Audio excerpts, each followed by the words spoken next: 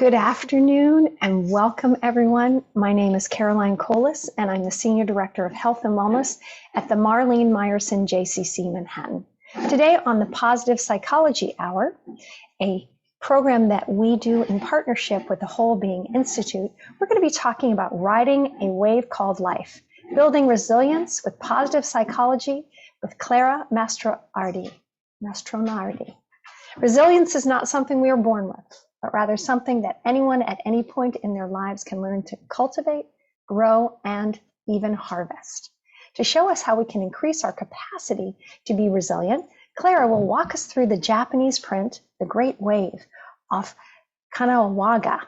You can tell me, Clara, if I pronounced that right. Using it to depict three main elements that are the protagonists in positive psychology and how they ride the wave of life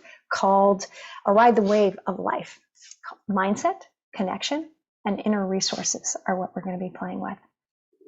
Clara herself is on a journey to help people find more growth, meaning, and adventure in their lives. As a coach, facilitator, and global experienced leader at Unsettled, which is a company that curates travel experiences, adventures, and programs for creative professionals who seek to take their work, life, and growth beyond traditional borders, Clara has encountered and led countless personal development, lifestyle, career design, and mindfulness workshops all around the world. In fact, we were talking earlier about what continent has she not visited, so she can tell you a little bit about that. As a global traveler, Clara incorporates her cultural arts and events background into all areas of her life, including her certifications and trainings in mindfulness, positive psychology, life coaching from Google's Search Institute, Inside Yourself, Life Purpose Institute, and Whole Being Institute. Welcome to the call, Clara. Please unmute yourself and let me spotlight you, and we'll go ahead and say hello. Hang on one second.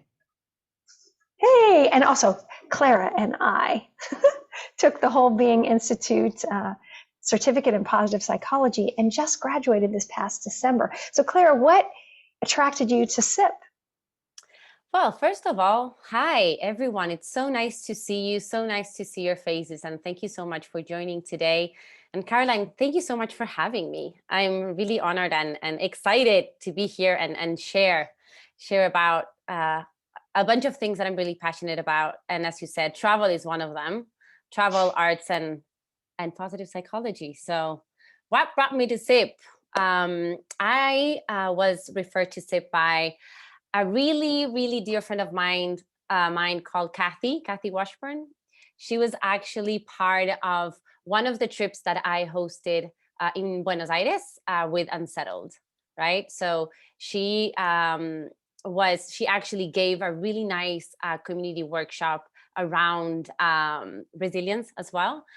So that's how we connected, and she told me all about SIP, and she was talking about it. So that's how I got into it. And now it's just, I'm loving it.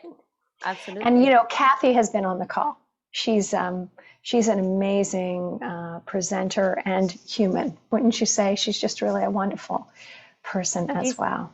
She's just wonderful. And what I love about this, and this is something that I was thinking about this morning, is that it's coming full circle, because when Kathy was delivering her workshop, she asked us to think about a moment when we experienced awe, right? She was doing about a workshop around resiliency and also about positive emotions. And she asked us to think about and describe a moment when we were experiencing awe. And what I'm going to talk to you about today was exactly that moment. Wonderful. And I remember that this morning, actually. So, yeah, well, let's jump into it, because I've seen your presentation and it's quite fabulous. Everyone, if you have a pen or a paper, you're going to be needing that, or something to write with or write on, and then I'm going to let you take it away. Absolutely. Thank you so much. So I'm going to start sharing my screen. Okay. Can I get a thumbs up if you guys see that correctly? Fantastic. Okay. So let's jump right in. As I said before, thank you so much for being here, and thank you so much, Caroline, for giving me the space to share share my presentation. And first of all, I want to start with a really short story about how I got here and why I'm here today. And that is related to two of my passions, which are art and travel. Caroline, I saw you unmute yourself. Yes. It seems to me, I don't know if everybody is experiencing this. There it is. The slideshow was slightly off, but now it seems to be on there. Okay, we're good. Okay. Let me know. Maybe it's because if I go back and forth between my notes and the presentation, but just let me know. Otherwise, I can figure out a new way of sharing them. So as I was saying before, I want to start sharing a little story about how I got here, and that is related to two of my passions, which are art and travel. So back in the day, I used to study art history, and I'm really passionate about it. And in 2014, I discovered an artist, right? And the name of this artist is Katsushika Hokusai, Japanese. And he's actually simply known as Hokusai, right? He's a Japanese artist, ukiyo-e painter, and a printmaker of the Edo period in Japan. He is best known as the author of the woodblock print series called 36 Views of Mount Fuji, which actually includes the iconic print called The Great Wave of Kanagawa. So how many of you have recognized this piece of artwork? Can you raise your hand for me? Okay, I see some of you. Yes, there you go. Fantastic.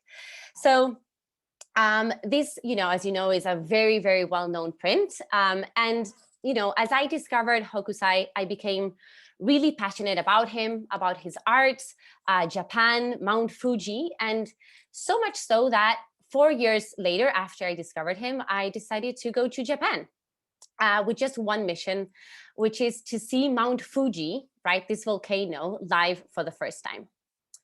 And so it was a beautiful, beautiful day in freezing Tokyo. And I took a train and a bus to get to a lake called the Lake Fujikawaguchiko, which is the place where I could supposedly get a clear view of Mount Fuji. And as soon as I arrived to the bus station, I asked for directions and I started walking towards the lake through the snow, looking everywhere for the mount, but it was nowhere to be seen. And I walked for 30 minutes around that lake. And at some point, I became a little bit impatient because I couldn't see Mount Fuji anywhere. And I thought, okay, this is a volcano. I should be able to see it, at any point. And so I decided to go back to the bus station to make sure that I was on the right spot. And as I was walking back, I bumped into a group of Japanese teenagers and asked them, hey, am I going to be able to see Mount Fuji at some point? And one of them said, just be patient, my friend, continue walking and you'll be able to see it. And so I did.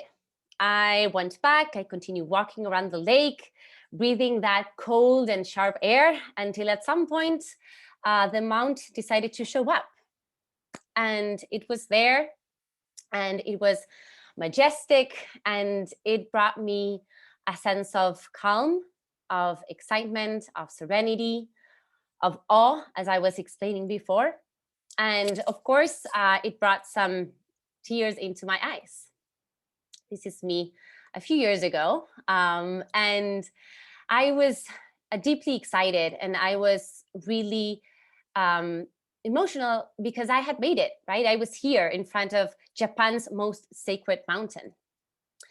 And, Fuji is, as I said before, is an active volcano and it's venerated as a stairway to heaven, right? It's a holy ground for pilgrimage and a site for receiving revelations, a dwelling place for deities and ancestors.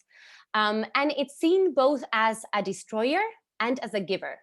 So its power can demolish all the surrounding landscape and kill nearby residents.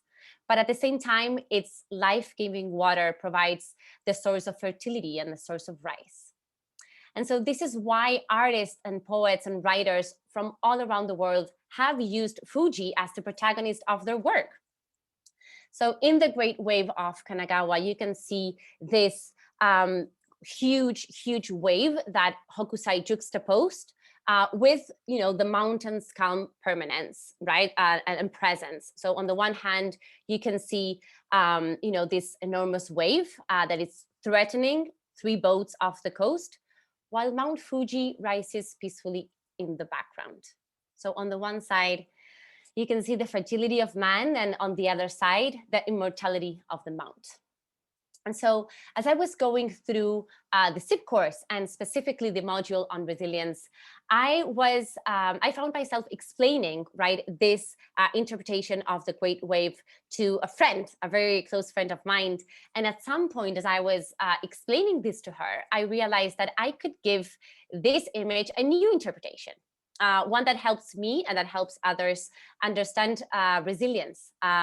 In order to see it as something not that we are born with or born without, but as something that anyone can develop and can grow and can nourish at any point in life. So we can increase our capacity to be resilient, right? And my goal today is to show you how through this piece of artwork that you can see here. So let's start with a definition of resilience. And so at its broadest, resilience is the capacity to adapt well to stress, to trauma or loss, to move ahead through difficult times with minimal disruption, and to create pathways for a better future. This is one of my favorite definitions of resiliency brought by the wonderful Maria Sirra. I believe some of you have met her through this Lunch and Learn series as well. And also, there's another definition that I want to share with you. And this comes from George Bonanno, who in his book, The Other Side of Sadness, he argues that the good news is that for most of us, grief is not overwhelming. It is not an ending. And as frightening as the pain of loss can be, most of us are already resilient. And some of us cope so effectively, in fact, that we hardly seem to miss a bit in our day-to-day lives. So what I'm going to start to do now is I'm going to go through the piece of artwork, and I'm going to go through some of the elements of the piece that will help us understand resilience a little bit more. So the first, let me see if I can move my presentation.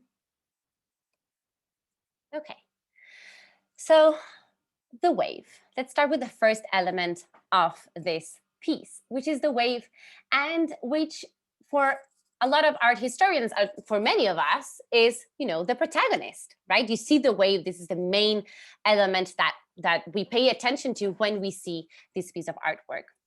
And in this new interpretation, the wave symbolizes the stressors, right? The stressors that we face in our lives.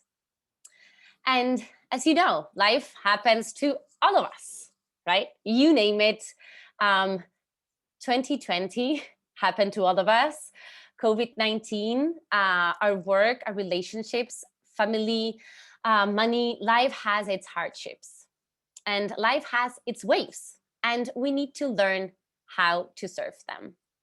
And so for this, I would like to introduce you to what I like to call a surfer's mindset, which actually includes 3 different steps. So these are the 3 steps for us to adopt a surfer's mindset. And the first one is to bring awareness to what is happening right now, to acknowledge what is happening right now, to see the waves for what they are, and acknowledge them. So that's the first step. The second step is to choose how to make sense of those waves and how we interpret them, right? Because the way we see these stressors and the way we understand them, the way we understand these stressors and these waves, that perception is crucial for our overall health. Because the initial research on stress mindsets showed that viewing stress as a helpful part of our daily lives rather than a harmful part is associated with better health, emotional well-being, and productivity at work and life, even in periods of high stress. And the third step is to practice grounded optimism. And probably you've heard of this before, which it's related to building in the and, right? That beautiful word in the English language. And to practice grounded optimism, or what Jerome Groupman defined as true hope, right, is an optimism that does not negate reality or create a delusional picture of what is possible. In grounded optimism, we can hold two seeming opposites. This wave is terrible, this wave is stressful, and I can still hold positive beliefs about myself, about the world, and about others. And so I would like you to take a moment and think about the question that you have here in the slide in front of you. And see if you can take some notes for yourself first. And the question that I want you to think about is, what is one wave that you are facing right now? And how can you incorporate this surfer's mindset into it? So see if you can take just a minute or two to make some notes for yourself. And Caroline, it would be great if you could put us into breakout rooms whenever you're ready. Okay.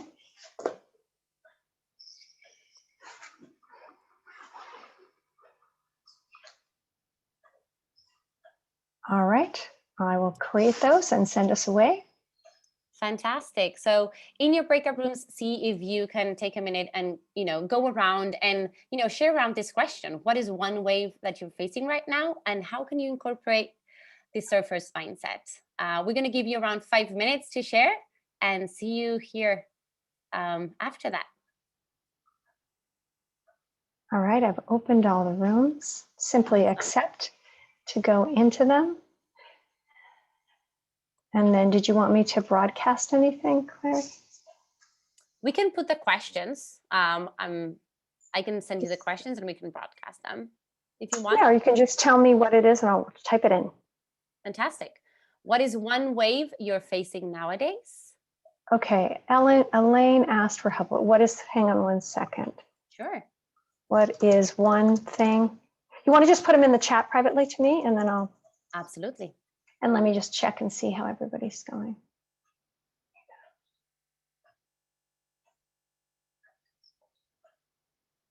Make sure everybody's okay and got into the. And I know we have some folks that haven't joined. Oh, and where are you? Oh, let me move Marcia.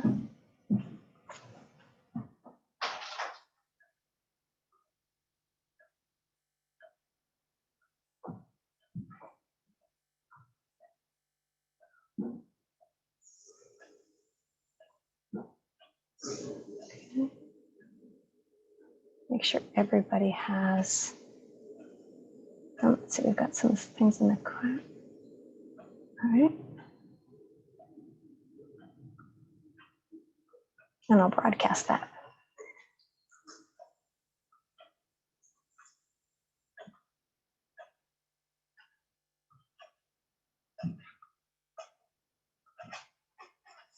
Okay.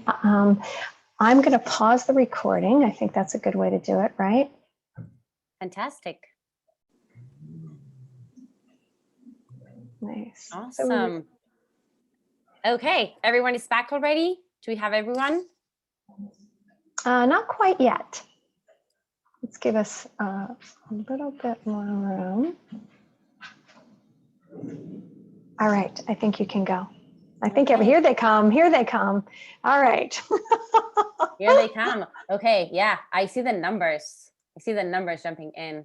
Awesome. So welcome back, everyone. We were having a beautiful conversation here with Caroline, and I would love to hear from some of you about what you discuss in your breakout rooms, and if anyone wants to share, what is one wave that you are facing right now. So you can simply go ahead and unmute and share if you want. Otherwise, I'm gonna choose you. Oh, Bunny.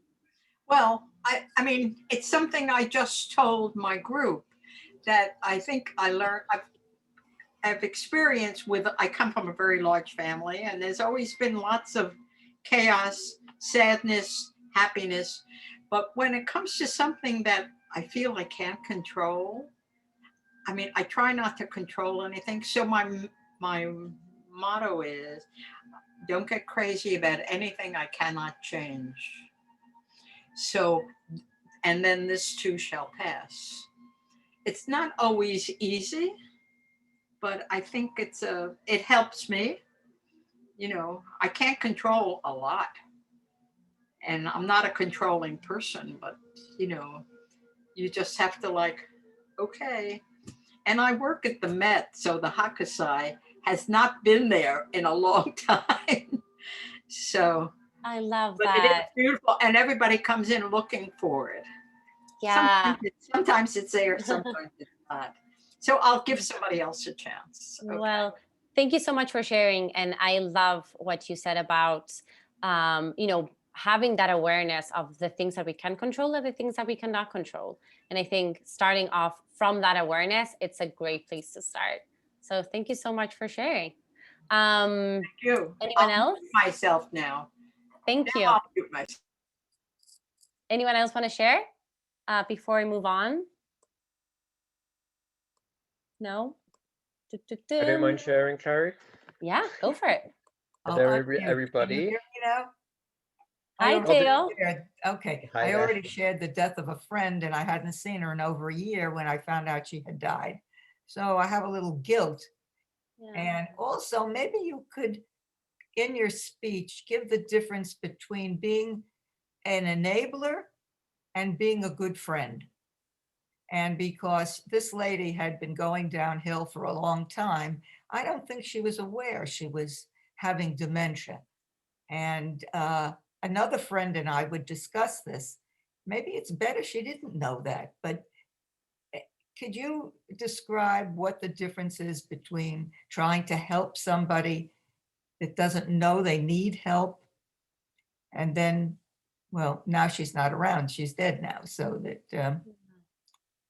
Well, Barbara, thank you so much, first of all, for sharing this and for sharing your experience with us. What I can suggest is we can take a deep dive into that question at the end. Okay. So, we can continue with the presentation if you don't mind, Sure, because we just have an hour and I want to go through the whole presentation. But thank you so much for your question, and we can go back to it at the end. How does that sound? Okay, I'd be grateful. Go ahead. Okay, thank you. Thank you. Okay, I'm going to continue sharing my screen. Teo, I know that you wanted to share, so I'm going to pick on you the next round. So I'm going to continue sharing my screen. Can you guys see my screen correctly again? Mm-hmm. Fantastic. Okay, so I would like to continue with the second element of the piece of artwork that I want to share with you today, and that is the fisherman. So if you take a look at the whole painting, that I can show it to you again later, you're going to see the big wave that is going directly towards these, 3 boats that are just struggling to survive in there. So for me, I see this fisherman as a representation of connection, right? Of the people that we want to be by our side when the wave hits.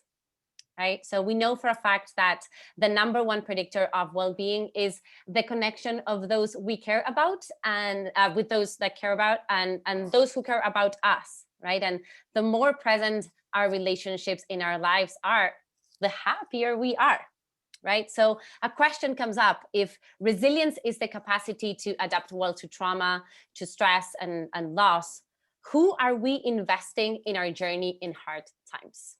Right? And to answer this question, to answer the question of who do we want to be, by our side in our boats, I want to introduce you to 4 main categories of connection. So the first category is the experts, right? So when we think about the experts, we think about the people that have specific and studied and, specific studied knowledge, right? That they can help us avoid common pitfalls, and direct you towards useful information or practices. So when we think about this category of connection, we are thinking about attorneys, we're thinking about therapists, we're thinking about accountants. Caroline was sharing a little bit more about her wave being the taxes that she has to file sooner rather than later, right? So that is one category of connection. The second category is the non-credentialed experts. And these are the people that have lived an experience similar to the ones that you are encountering, right? So maybe this, it's not necessarily your friends, but it's maybe a person that has experienced or has gone through a similar situation, right, that you're going through right now. The third one is the choir. And the choir is your people, right? And it's the people that you deeply trust, and the people that celebrate you, the ones you lean on, and the ones who, you know, truly understand your depth. And this is the people that you feel safe around, right? And last but not least, the last category of connection is our lineage, right? So this is the people, you know, in our families that, you know, have experienced similar situations to the ones that we're facing right now. And it tends to be really useful sometimes to go back to our lineage when we are trying to face, you know, certain waves in our day-to-day lives. And so for this element, right, of the piece, I would like you to think about this question for a moment. I'm going to go back to the previous slide. And I would like to think about, who are your fishermen? Who is the people that you want to invite to your boat, right? The people that you want to be beside you when the wave hits. And so for this, we're going to put you in another breakout room. This is going to be maybe a little bit quicker. So Caroline, if you can put us in a breakout room for you to share around this question: who are your fishermen? So Caroline, when you're ready, yeah. All set. Thank you, guys. See you back here in 4 minutes. Bye for now.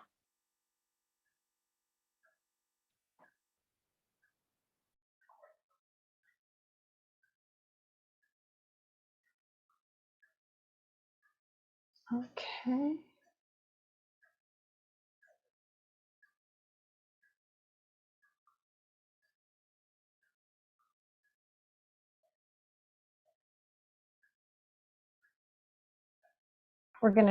You hit the recording, great. Yep, I resumed the recording. So before we move on with, you know, our third element of the piece, I would like to hear from some of you. Quick share, so we make sure that we end on time.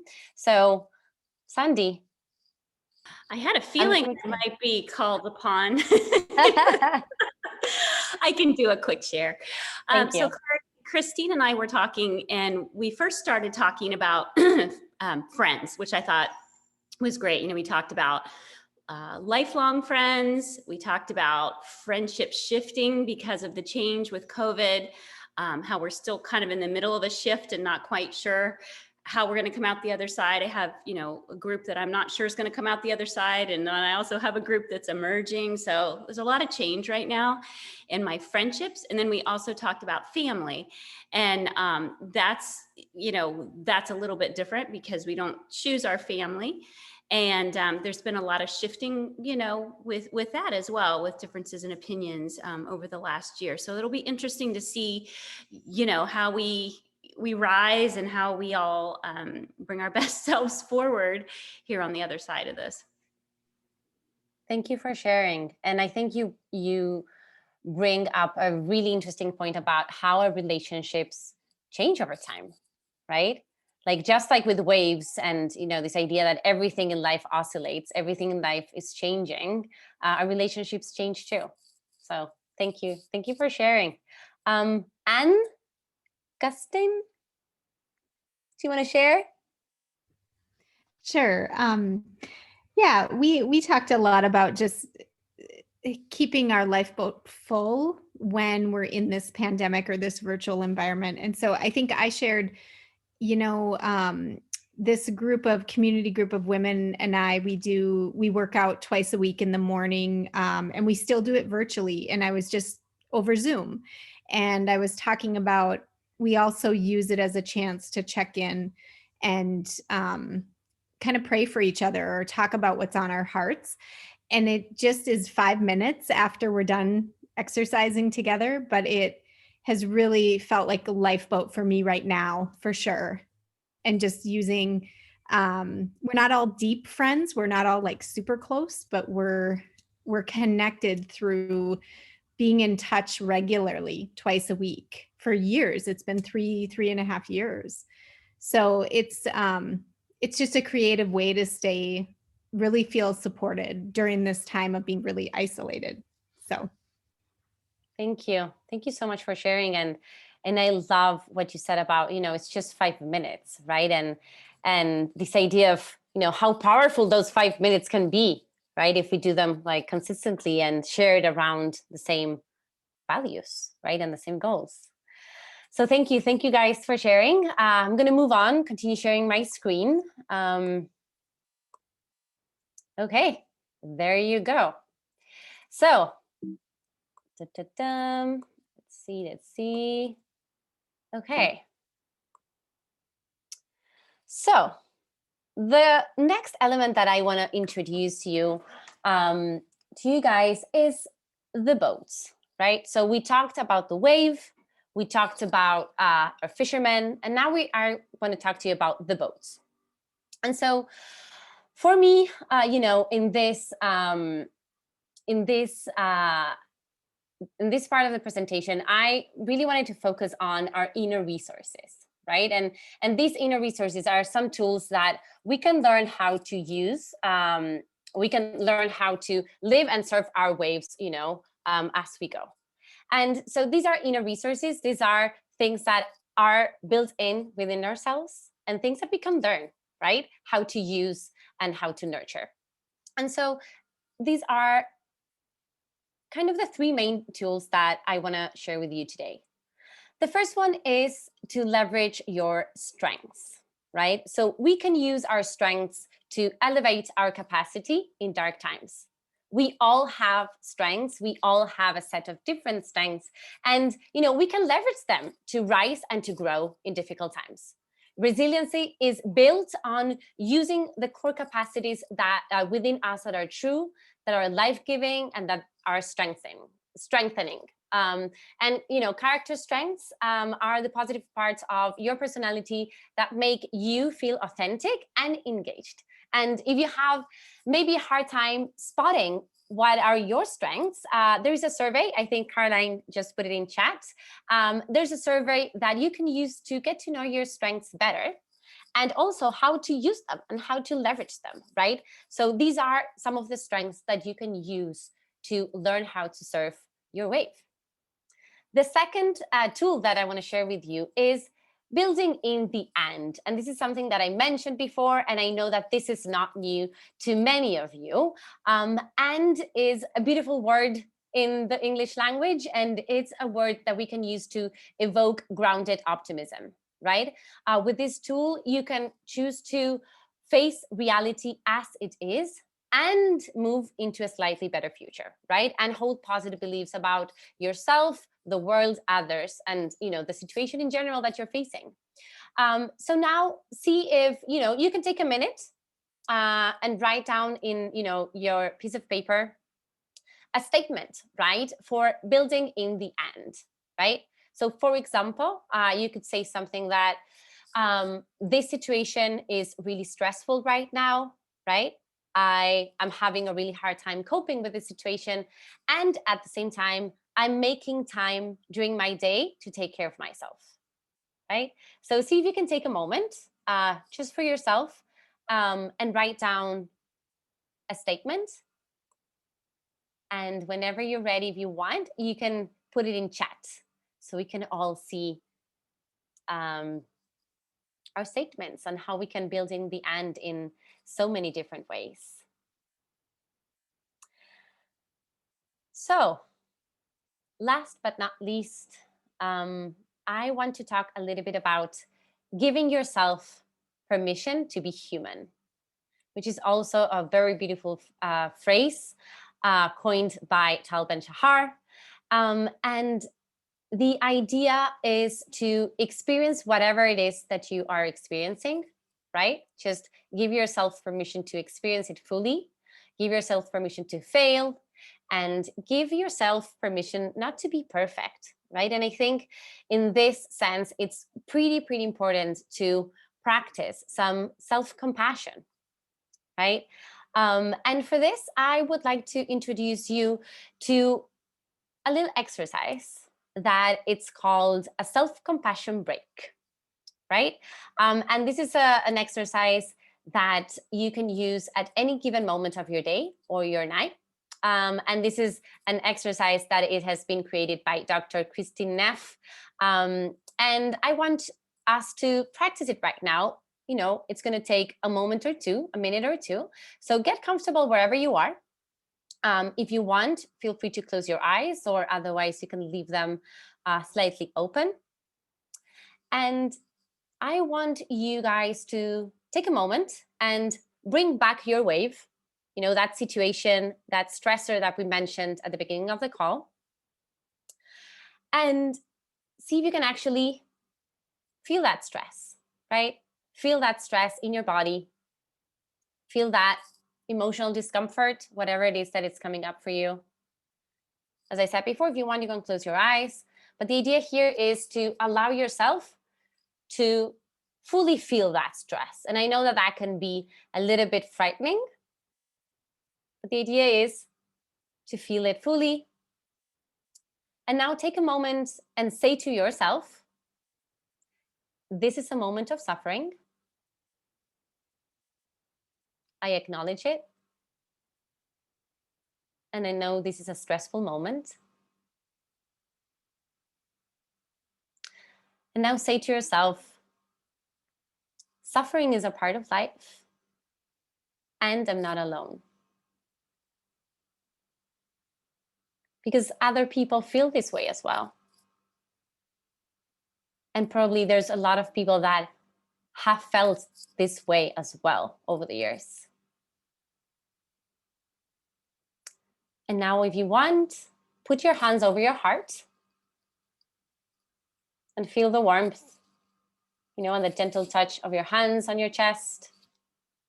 And now say to yourself, may I be kind to myself. May I give myself the compassion that I need. May I be strong. May I be patient. May I be kind to myself. May I give myself the compassion that I need. May I be strong. May I be patient. And now let's take one deep breath all together.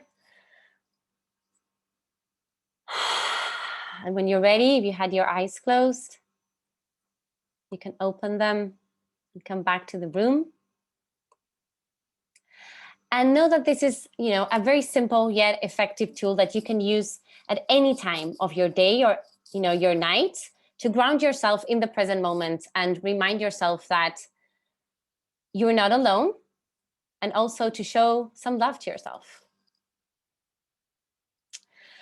And now I want to introduce you to the last element of our piece, which is Mount Fuji, right? This volcano that I was sharing at the beginning of the call. And Mount Fuji is a reminder, right, to live in the present moment, you know, that, you know, being grounded, to be mindful and to savor every single moment. Thoreau said, you know, this beautiful quote that it's one of my favorites. He said, you must live in the present moment, launch yourself on every wave, find your eternity in each moment.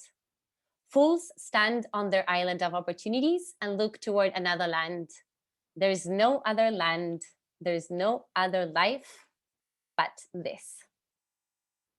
Our lives are like oceans, right? Sometimes they are calm, Sometimes they are scary. Sometimes we are able to ride the wave, and sometimes we just get hit by it.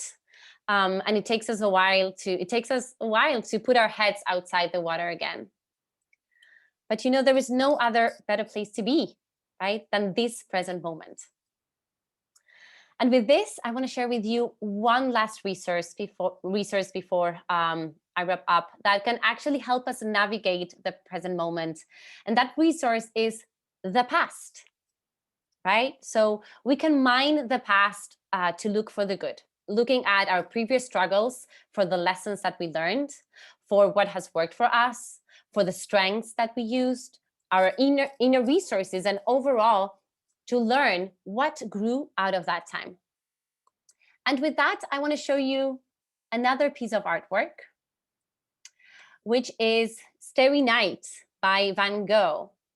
Who has seen this painting before, at least on your screens? Raise your hand. Beautiful. This is another one of my favorites. And, you know, this is an oil on canvas painting. And it was painted in June 1889, and it shows the view from the east-facing window of the asylum that Van Gogh was living at the time in Saint-Remy-de-Provence. And it shows you know, this view just before sunrise, right? With the addition of an imaginary village. That village was not there. And it's dominated by a moon, right? You can see this painting, it's dominated by a moon and a star-filled night sky. And this sky appears turbulent or a little bit agitated with, you know, these swirling patterns that seem to roll across the surface, just like waves, right? There are some art historians that believe that Van Gogh was also inspired, possibly unconsciously, by his memories of the Great Wave. And so side by side, you can see some similarities in here, right?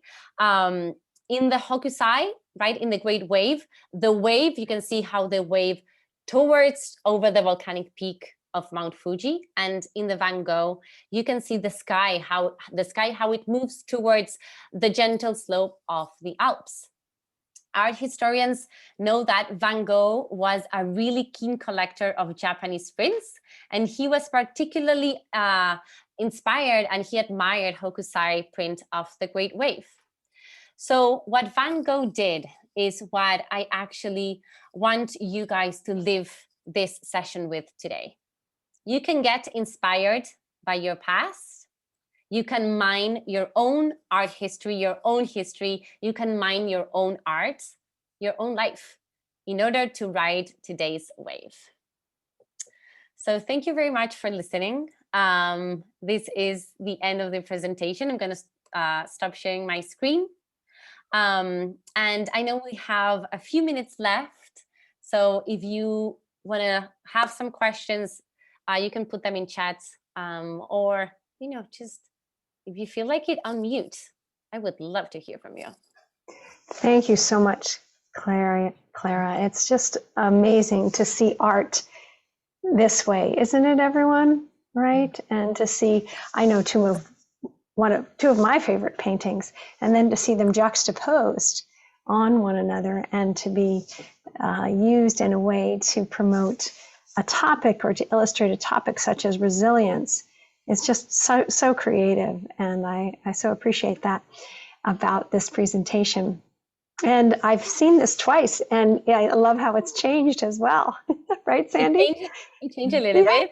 Yes, of course. And I wanted to know I know Theo didn't have a chance to share, and I wanted to know if he wanted to say something, and give him a moment to share if he's still with us. I don't know if he's. Ooh, hello there. I'm still there. It was just to share about the first thing. It was the wave, and I mean I can always share right now. So my wave is the fact that I'm going to Thailand, and with COVID, it's kind of always been delayed, and it's been delayed for a year now. And right now I'm feeling relieved because I can finally go. I'm going in 2 months, so I'm really happy. Clara knows that now. And yeah, no, so my wave all this year was COVID and the uncertainty of going to Thailand. And so right now I know that I can go, and I know that loads of opportunities are going to come up thanks to this experience in Thailand. And so yeah, that's kind of my wave, and I'm going to be surfing it very happily with my group of friends through my connections. And so yeah, and Clary, thank you very much. It was very, very interesting and very insightful. Thank you. Thank you, Teo. And, you know, I think you brought a really good point, and you said this word, which is uncertainty, right? And I think we've all been riding the wave of uncertainty for over a year now. So I believe everyone can relate to that. But I'm really excited you're going to Thailand. I'm really excited for you. You know, I also loved, Clary, how you talked about here, and I'll remove Theo from the spotlight so he doesn't. You talked sort of about the internal landscape. Did I not remove you? Sorry, remove spotlight. Internal landscape, but also the external, and that reminded me of sort of Barbara's question when she was talking about her friend that passed away that had dementia. Was it better to actually and there's a certain amount of uncertainty in that, right, in life that we don't know. It's just like, is there a certain amount of uncertainty? Are those fishermen going to survive? Mm-hmm. Right? I mean, the wave looks so intense. And this is also, I believe, the anniversary of the tsunami in Japan, right? Mm-hmm. So it's such an interesting juxtaposition. And while we can't know, Barbara, about what is better, whether you should have talked to her or shared, we can reconcile in our own heart. We can ask, and I think death is that way. Do you want to talk a little bit about that, Clary? Or the things it's amazing about the things you miss about people. We used to talk about such frivolous things. Well, politics isn't frivolous, but the smallest little things. If we'd see a movie from the 40s or the 50s, we'd talk about movie stars that most of you never probably heard of, but there are whole webinars on these things, and we'd laugh about these little things. Some people don't even, I says, you're about my age. Keep quiet. I never heard of Tyrone Power. You never heard of these. But what I want to say is, I don't know how to turn this thing off. Anyway, I'm in Florida and right near Del Rey. And if you haven't been to the Japanese museum, it's a real treat. And they had photographers, one photographer who had Mount Fuji, about 50 shots of the same Mount Fuji, but in the winter, in the spring. And you wonder when you're gorgeous colored pictures. yes. That's beautiful, Barbara. And actually, Hokusai initially, he painted 36 views of Mount Fuji, and one of them was the Great Wave, right? So we have Mount Fuji sunrise, sunset, you know, from different, like, you know, perspectives. So I believe that probably that photographer, you know, was, you know, got inspired by that. Yeah. Well, it's also a form of practice. You know, I was in a painting class before this, and you know, you do like 4 different shots of the same thing. You're going to keep trying until you perfect it. That's beautiful. Yeah. Thank you for sharing. Thank you, Lois. It's beautiful. Anyone else want to share? Yes, Elaine, hang on. Elaine, thank you. Yeah, thank you, Clara.